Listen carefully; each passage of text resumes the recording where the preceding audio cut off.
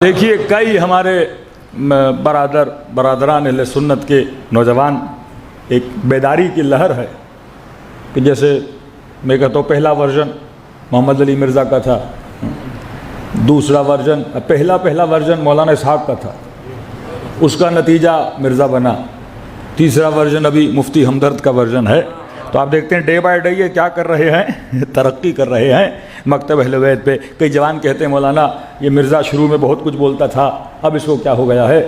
میں نے کہا دیکھو منبع اور مرکز کہ بندہ لے کہاں سے رہا ہے۔ ہاں وہ ہمیشہ کہتا ہے میں کسی نہ بابے کو مانتا ہوں نہ کسی وہابی کو مانتا ہوں، لیکن کل اس نے خود کہا کہ دو بابوں کو میں بھی مانتا ہوں، ایک مسلم ایک بخاری۔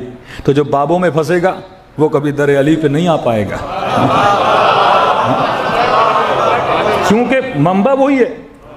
اب لوگ کہتے ہیں مولانا مسئلہ یہ تھا کہ وہ کوئی نئی بات نہیں کر رہا تھا، یعنی اتنے سالوں سے 60-70 سالوں سے شیعہ ممبر سے بول رہے تھے کہ امیر المومنین پر ممبروں سے سب و شتم کیا گیا، عوام کہتے اتنی شیعہ جھوٹ بول رہے ہیں، کیونکہ ان کے بندے نے بولا تو عوام کے لیے شوکنگ نیوز تھی، کیونکہ ہمیں تو جھوٹا دکھا دیا نا، ان کی مجلسوں میں یہ ہوتا ہے، یہ جھوٹ بولتے ہیں، لہذا ہم کتنا بھی بولے تو نیچے کمنٹ میں آ جاتا ہے کہ شیعہ ہیں سارے کیا بولتے ہیں، جھوٹ بولتے ہیں۔ جب اپنا ان کا سچ بولے تو پھر ان کی نسلوں نے اسے کیا مانا؟ سچ مانا۔ اس نے کوئی نئی بات نہیں کی، وہی چیزیں جو ان کی کتابوں میں لکھی ہوئی ہیں وہ ان کے سامنے لا کے کھڑی کر دی۔ لیکن اٹک کہاں جاتا ہے؟ پھر اسی بخاری اور مسلم میں یہ روایتیں بھی موجود ہیں کہ حاکم فاجر ہو، فاسق ہو، شرابی ہو، اللہ کے دین پہ نہ چلنے والا ہو، لوگوں کے دین کو تباہ کرنے والا ہو، لیکن آپ کو حق نہیں اس حاکم کے خلاف کیا کرو؟ قیام کرو۔ کبھی کا حاکم سائے خدا ہے زمین پر، کبھی کا حاکم بالکل اسی طرح ہے اللہ کا نیزہ ہے زمین پر، کیسا بھی ہو، کالا ہو، حبشی ہو، غلام ہو، بدتر ہو، جو بھی ہو، تمہیں حق نہیں اس کے خلاف کیا کرو؟ قیام کرو۔ تو یہ کون سی فکر آ گئی؟ فکر بنو امیہ آ گئی۔ اب جب آپ نے دو کتابوں کو اپنا بابا بنا دیا، جو وہ کہیں گے آپ کہو گے سچ ہے، اور روایتوں کو کنیکٹ کیا کس کے ساتھ؟ کبھی کنیکٹ کیا ابن عباس کے ساتھ، کبھی کنیکٹ کیا ابو ذر غفاری کے ساتھ، یہاں تک کہ بعض روایتوں کو کنیکٹ کیا امیر المومنین کے ساتھ، کیونکہ دشمن جو روایتوں کو جعل کر رہا تھا، جھوٹی روایتیں بنا رہا تھا، اسے پتا تھا جب تک سورس مضبوط نہیں بناؤں گا کوئی نہیں مانے گا۔ اب بھائی کسی روایت پر ابو ذر غفاری کا فنگر تو نہیں لگا کہ ہم ویریفائی کریں کہ ابو ذر نے کہا ہے کہ نہیں، کسی روایت پر امیر المومنین کا کوئی انگوٹھا تو نہیں لگا کہ ہم بتا سکے کہ امیر المومنین نے کہا ہے کہ نہیں۔ تو روایتوں کی ویریفیکیشن کہاں سے ہوتی ہے؟ قرآن سے ہوتی ہے۔ روایت کچھ بھی کہے، آپ دیکھو مفہوم قرآن کے ساتھ ملتی ہے کہ نہیں۔ روایت کہہ رہی ہے فاسق ہے، فاجر ہے، آپ کے لیے اس کی اطاعت کرنی ہے، اطیعوا اللہ و اطیعوا الرسول واولی الامر منکم، اولی الامر جو بھی ہو جائے آپ نے کیا کرنی ہے؟ اس کی اطاعت کرنی ہے۔ بس ابھی شہباز شریف ہیں تو سارے مسلمانوں کو کیا کرنی ہے؟ ان کی اطاعت کرنی ہے۔ اب کہیں صحیح کہیں غلط کہیں آپ نے کیا کرنی ہے؟ اطاعت کرنی ہے۔ اور ہم نے ممبر سے دو غلط لفظ ان کے لیے بول دیے تو کہیں گے کہ جناب کیا ہیں؟ واجب القتل ہیں، کیونکہ آپ نے خلیفے کے خلاف کیا کیا ہے؟ زبان کھولی ہے۔ یہی فتاویٰ کہ آپ کبھی بھی بہت بڑی مکاتب اہل سنت میں، معاشرہ اہل سنت میں، حکومت اہل سنت میں، پورے عالم اسلام میں دیکھ لیں آپ کو ریولوشن نظر نہیں آتی۔ ساری ریولوشنیں مکتب اہل بیت میں کیوں ہیں؟ کہ آج استعمار کے مقابلے میں اگر کوئی کھڑا ہے وہ شیعہ کیوں کھڑا ہے؟ یعنی آج بھی اسرائیل کے مقابلے میں، آج بھی اگر امریکہ کی آنکھوں میں آنکھیں ڈال کے کوئی بات کرتا ہے وہ علی والا کیوں کرتا ہے؟ ان کے بڑے بڑے علماء ڈاکٹر اسرار جیسے آج بھی دیکھیں نسل کیا کہہ رہی ہے؟ بھائی آج کون کھڑا ہے استعمار کے مقابلے میں؟ یہ شیعوں کا کمال نہیں ہے، یہ راہ حسین ہے، یہ تربیت امام حسین ہے کہ جب غلط دیکھو تو غلط کو غلط کہو، صحیح کو صحیح کہنے کی جرت پیدا کرو۔ انہوں نے گویا اپنی نسلوں کی غیرت کی رگ ہی کاٹ دی، یہ کہہ کر کہ حاکم کوئی بھی ہو آپ نے اس کے خلاف نہیں بولنا۔ بھائی پھر امر بالمعروف کا کیا ہوگا؟ نہی عن المنکر کا کیا ہوگا؟ کہ ایسے معاشرے جس میں 100 سال حدیثوں پہ پابندی ہو، ایسے حکمران آ کر مسلمانوں پہ بیٹھے، وہ بنو مروان ہوں یا بنو عباس ہوں، جنہوں نے امر بالمعروف پہ اسلامی معاشروں میں پابندی لگا دی۔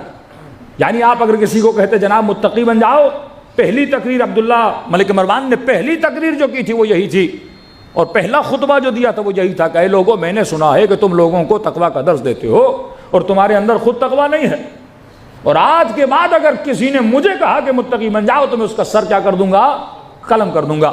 کمپلیٹلی سیکولرزم، تمہیں جو بننا ہے بنو، لیکن کسی کو نہ کہو کہ اس نے کیا بننا ہے، تم نے حجاب کرنا ہے کرو، لیکن تمہیں یہ حق نہیں کسی کو بولو کہ بھائی حجاب واجب ہے آپ بھی حجاب کو کریں۔ تو فرمایا نہیں، آپ نے جو بننا ہے بنے، لیکن آپ کو حق نہیں کہ حاکم کو ٹوکیں، حاکم کو بولیں، حاکم کو امر بالمعروف کریں، حاکم کو بتائیں کہ برائی کیا ہے اور اچھائی کیا ہے۔ اسلام میں امام حسین نے ایک پریشر گروپ بنایا، ایک ایسا گروپ جن سے کربلا کے واقعے بعد ہر حاکم ڈرتا تھا کہ اگر ہم یہ کریں گے تو یہ گروپ کھڑا ہوگا، اور تبھی ہر زمانے میں یہ جو پریشر گروپ تھا۔ اب آپ تصور کریں کہ امام حسین کے بعد کسی امام نے قیام بالسیف نہیں کیا، تلوار کی کوئی لڑائی نہیں ہے، معصوم اپنے گھر میں ہیں، درس دے رہے ہیں، اپنے شیعوں سے مل رہے ہیں، لیکن ذرا 5 منٹ کے لیے سوچیے تو صحیح، پھر معصومین کو قتل کیوں کیا جاتا تھا؟ ایک امام تلوار نہیں اٹھا رہا، لشکر نہیں بنا رہا، لشکر کشی نہیں کر رہا، حاکم کے خلاف قیام بھی نہیں کر رہا، پھر اس امام کو شہید کیوں کیا جا رہا ہے؟ کیونکہ اس معاشرے کا جو مؤمنین کا پریشر گروپ تھا وہ کون تھے؟ معصومین علیہ السلام۔ جس طرح ہر اسمبلی میں ایک اپوزیشن ہوتی ہے، اہل بیت نے فسق کے خلاف اپوزیشن کا کردار اپنایا، فجور کے خلاف اپوزیشن کا کردار اپنایا۔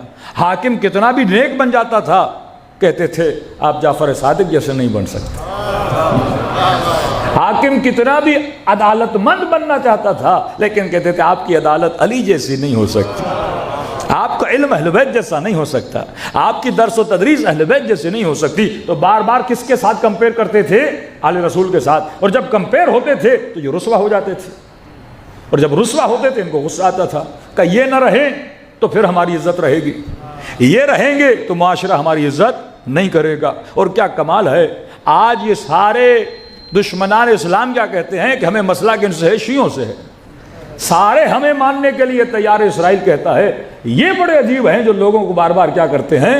جگانا شروع کر دیتے ہیں، تو یہ نہ ہو تو ہمارے مسئلے حل ہو جائیں۔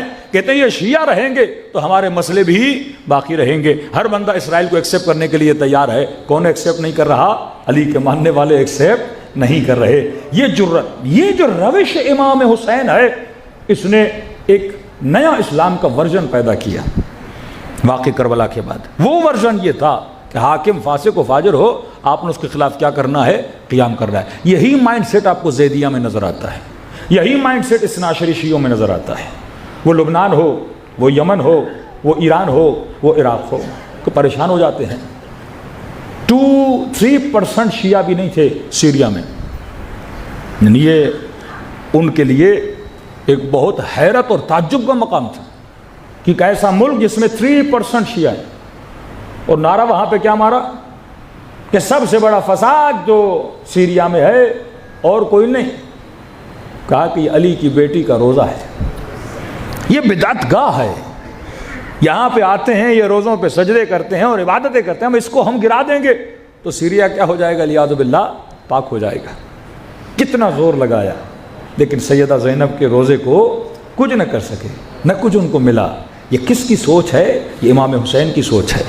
اگر یہ سوچ نہ ہوتی ہم کبھی بھی اپنا دفاع نہ کر پاتے۔ جس قوم میں شہادت کا جذبہ ہو، جو قوم فرمائے ہمارے شیعوں کی نشانی یہ ہے کہ جب یہ سبیل اللہ پہ چلتے ہیں تو یہ کبھی نہیں گھبراتے کہ موت ان پر آ جائے یا موت پر یہ آ جائیں۔ جناب نافع ابن ہلال لشکر یزید کو مخاطب کر کے کہتے ہیں کہ مجھے پہچانو، انی علی دین علی ابن ابی طالب، میں وہ ہوں جو علی کے دین پہ چلنے والا ہوں۔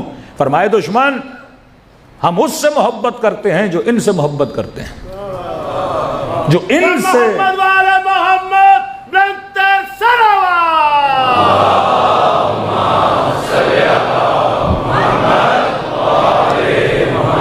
میدان میں کھڑے ہو کر کہا کہ میں علی کے دین پر ہوں، اور اپنی تولا اور تبرہ بھی بتائی، کہا کہ جو ان سے، امام حسین کی طرف اشارہ کیا، جو ان سے نفرت کرتا ہے ہم ان سے نفرت کرتے ہیں، جو ان سے محبت کرتا ہے ہم ان سے محبت کرتے ہیں۔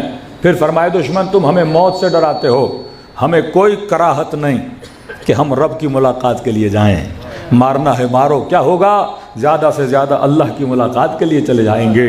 اور فرمایا ہم تو مشتاق ہیں جتنا جلدی ہو سکے رب کی ملاقات کریں اور رسول کی زیارت کریں اور علی کی ہم نشینی حاصل کریں۔ صلوات پڑھیں محمد والے محمد۔